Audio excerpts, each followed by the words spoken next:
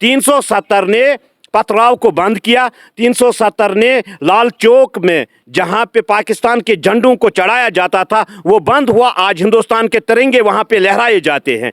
अगर आपने देखा होगा यहां हर वक्त माहौल खराब रहता था। 370 के बाद ये सचमुच ठीक रहा। वजीर आजम हिंद नरेंद्र मोदी जी जैसा वजीर आजम न जिंदगी में मिलेगा, न हिंदुस्तान को ऐसा सपूत इंसान मिलेगा। मैं उस माँ को सलाम करता हूँ जिसने ऐसे सपूत को जन्म दिया है और इन गरीबों का मसीहा बनकर आया। पूरे वर्ल्ड में हिंदुस्तान नंबर 1 पे है। अगर आप पाकिस्तान को देखोगे, पाकिस्तान आज 0 पे है।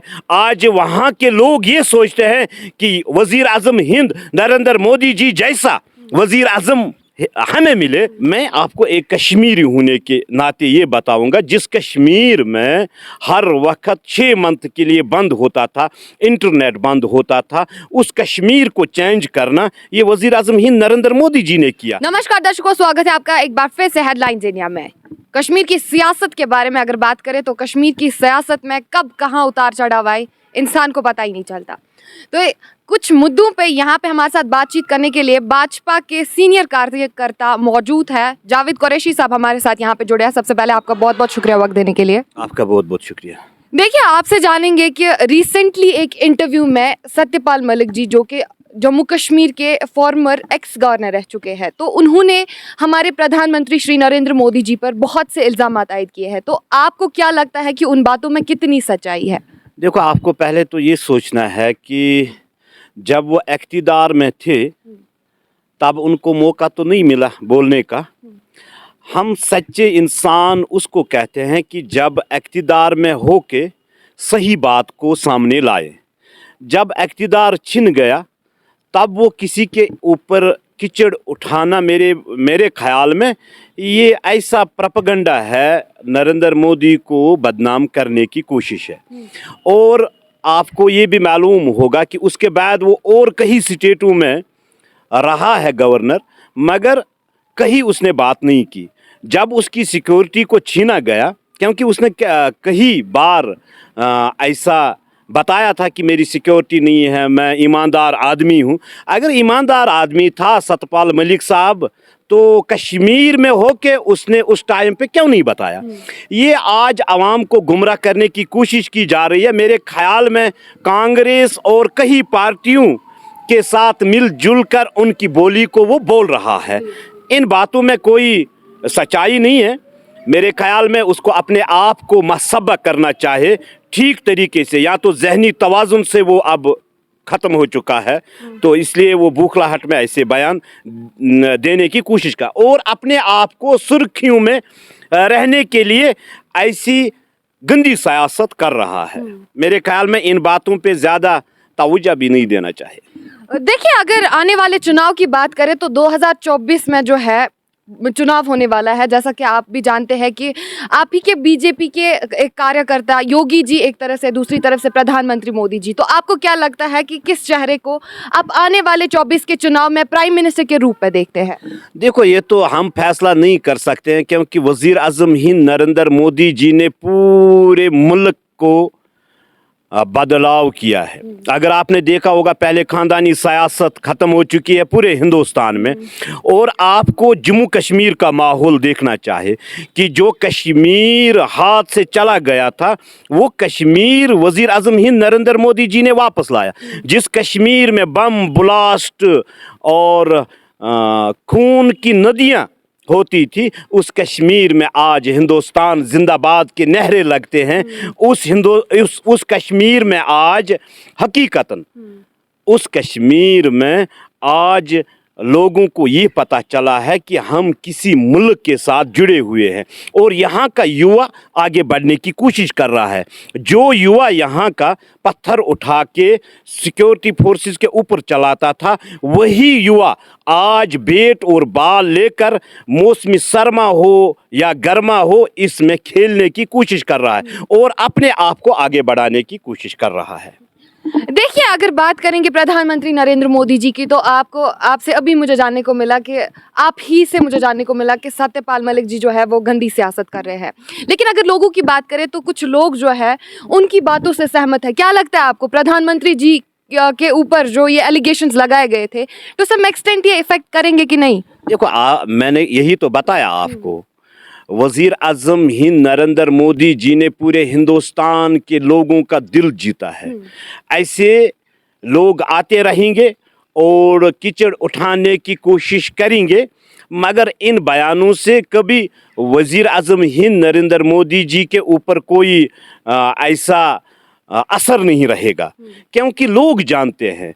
मैं आपको एक कश्मीरी होने के नाते ये बताऊंगा, जिस कश्मीर में हर वक्त 6 मंथ के लिए बंद होता था, इंटरनेट बंद होता था, उस कश्मीर को चेंज करना ये वजीर आजम हिंद नरेंद्र मोदी जी ने किया। अगर आपने देखा होगा यहाँ की सियासत, चाहे नेशनल कॉन्फ्रेंस, PDP, कांग्रेस, जिन्होंने आवाम को 370 और 35A के लिए 70 सालों से वोट लिया और गुमराह करके रखा, आज हकीकतन इस नौजवान को मालूम हो रहा है कि हम उस दलदल में फंस चुके थे। यहाँ की सियासी पार्टियों ने, यहाँ के हुर्रियत के लीडरों ने, जिन्होंने अपने एजेंडों का ऐलान करते हुए यहाँ कई एजेंडों का ऐलान किया था, मगर वो एजेंडे बिल्कुल उस हिसाब के थे कि जिसमें यहाँ कत्ल-गारती होती थी। वजीर आजम हिंद नरेंद्र मोदी जी ने एक सोच दे दिया जम्मू कश्मीर के नौजवान को और हिंदुस्तान के नौजवान को। आज अगर आप देखोगे पूरे वर्ल्ड में हिंदुस्तान नंबर 1 पे है। अगर आप पाकिस्तान को देखोगे, पाकिस्तान आज 0 पे है। आज वहाँ के लोग ये सोचते हैं कि वजीर आजम हिंद नरेंद्र मोदी जी जैसा वजीर आजम हमें मिले। आज पाकिस्तान में ये गली गली में चर्चा होता है कि अगर ऐसा वजीर आजम हिंद हमें मिले तो हम खुशनसीब है। मैं समझता हूँ कि जम्मू कश्मीर का हर एक युवा हो, बुजुर्ग हो, माँ हो, बहन हो, वो नरेंद्र मोदी जी को दुआ देते हैं, जिन्होंने मरगुजारों का जो रुख यहाँ की सियासी पार्टियों ने किया था, उस रास्ते को बंद किया।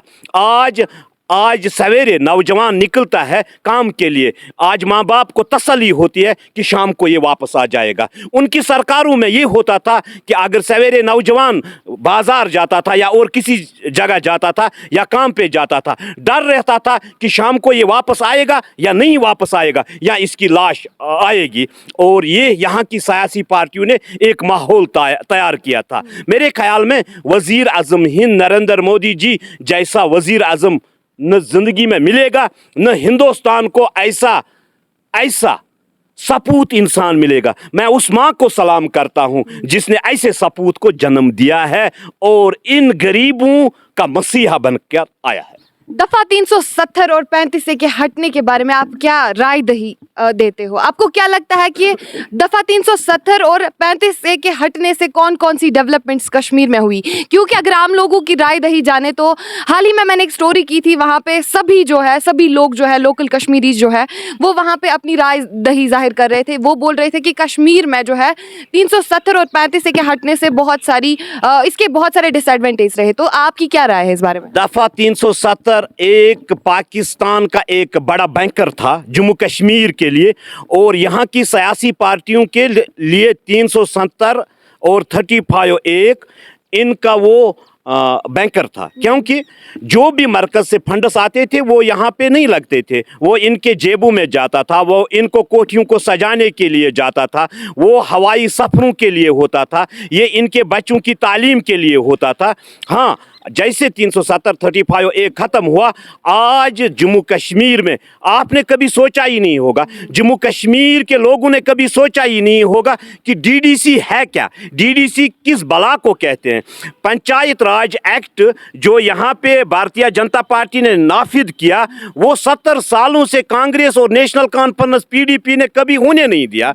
अगर आपने देखा होगा BDC का कोई वजूद ही नहीं था। यहाँ आज DDC, BDC, सरपंच हो, वार्ड मेंबर हो, जो आज देहातों में काम होता है, आज मरकज से जो फंड्स आता है वो डायरेक्ट सरपंच के अकाउंट में आ जाता है। आज यहाँ के चेयरमैन जो BDC चेयरमैन है उनके अकाउंट में आ जाता है। आज हकीकतन जो पुरानी सियासत थी वो ख़त्म हो चुकी है।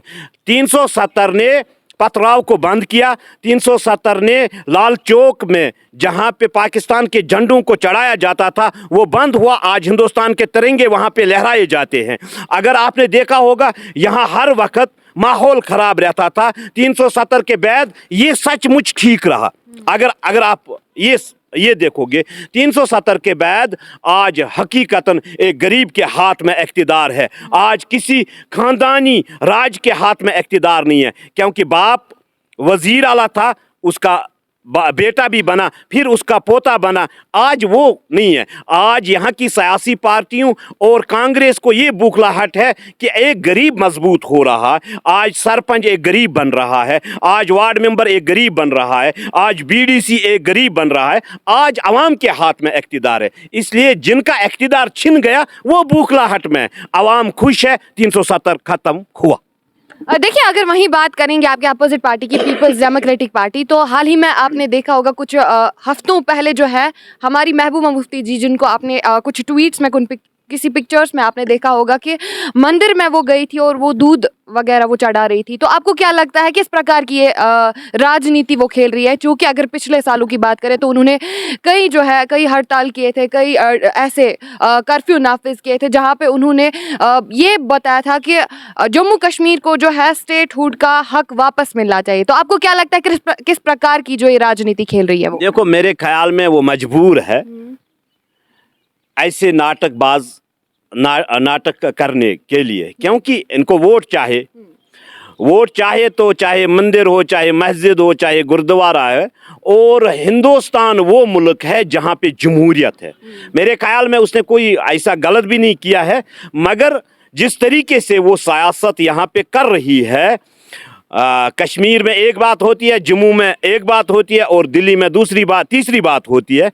मेरे ख्याल में इन चीज़ों से उनको परहेज़ करना चाहिए और अब घर में बैठना चाहिए, क्योंकि मेरे ख्याल में दीन इस्लाम में औरतों के लिए सियासत ठीक भी नहीं है। हाँ, अगर अब करें भी, मगर सही जो दिशा आवाम को देनी है वो दे दे।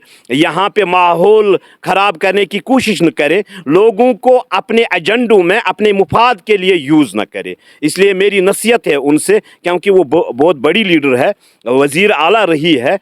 तो हम एक कार्यकर्ता की हैसियत से, एक मुसलमान की हैसियत से उससे ये बात करना चाहते हैं कि मजबूर ना हो, क्योंकि जिस तरीके से वो बातें करती रहती है, क्योंकि कश्मीरी आवाम पिछले 35-40 सालों से ख़त्म हो चुकी है। इनको गुमराह करने की कोशिश न करें। देखिए, अगर वही बात करें हम प्रॉपर्टी टैक्स की, या फिर बुलडोज़र चला, बहुत सारे गरीबों के मकानों पे जो है बुलडोज़र चला, प्रॉपर्टी टैक्स नाफिज किया, जिसके वजह से हमें कहीं ना कहीं जो है जम्मू कश्मीर की आवाम में जो है गुस्सा देखने को मिला भाजपा को लेकर के। तो आपको नहीं लगता है कि आने वाले 24 के चुनाव में ये एक संकट का मसला खड़ा हो सकता है बीजेपी के? आपको, मेरे ख्याल में आपको ये मालूम होना चाहिए कि एक मुसलमान को ईमानदार बनने की ज़रूरत है, और दूसरा जो ये बिल्डोज़र था, ये उन सियासी मगरमच्छों के ऊपर था जिन्होंने आज तक इस लैंड को खाया है, चाहे स्टेन लैंड हो, चाहे घास चिराई हो, इस पे अपना कब्जा जमाया हुआ था। मगर कुछ नीचे ऐसे ऑफिसर्स थे इनके, क्योंकि यहाँ कई सियासी पार्टियों के साथ जुड़े रहते हैं, इन्होंने एक गरीब को टारगेट किया। जैसे हमारे लेफ्टिनेंट गवर्नर साहब को ये मालूम चला तो उन्होंने इस ड्राइव को रोक दिया। अब तहकीकात हो रही है, इंशाअल्लाह रहमान उनको तब भी नहीं बख्शा जाएगा। चलिए, बहुत शुक्रिया हमारे साथ जुड़ने के लिए। तो दर्शकों, ये थे हमारे साथ जावेद कुरैशी साहब। क्या कुछ इनका कहना था, क्या कुछ इनके अगले 24 के चुनाव में जो इलेक्शंस हो रहे हैं इनका क्या रिव्यू था कि प्राइम मिनिस्टर के रूप में ये किनको देख रहे हैं, आपने देख ही लिया होगा। जुड़े रहे हेडलाइंस इंडिया के साथ। जय हिंद।